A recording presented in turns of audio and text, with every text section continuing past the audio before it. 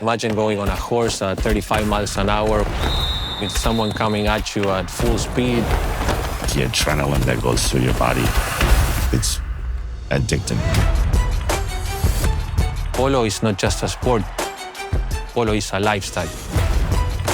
We eat, we breathe, we sleep polo. For sure, it's glamorous.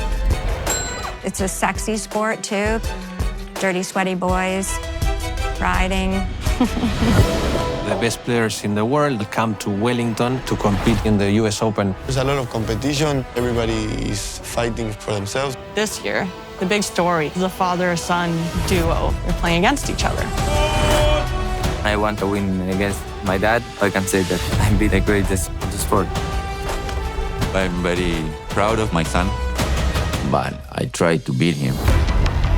I think it's healthy to have somewhat of a personal life outside of being an athlete. Timmy is extremely charming, and his looks are what they are.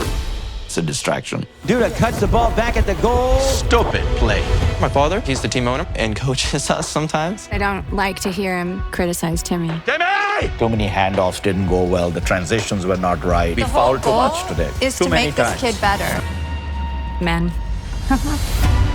Polo can take a toll on your family, and that's no secret.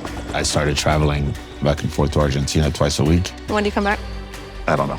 You can't do that when someone is pregnant. I've put more at stake this season than I ever have in the past. The Cambiasos have a huge target on their back because they always win. How can you not want to beat them? Whole bunch of dangerous things that can happen. It's not a motorized vehicle. It's not a car. I have a 1,200-pound animal.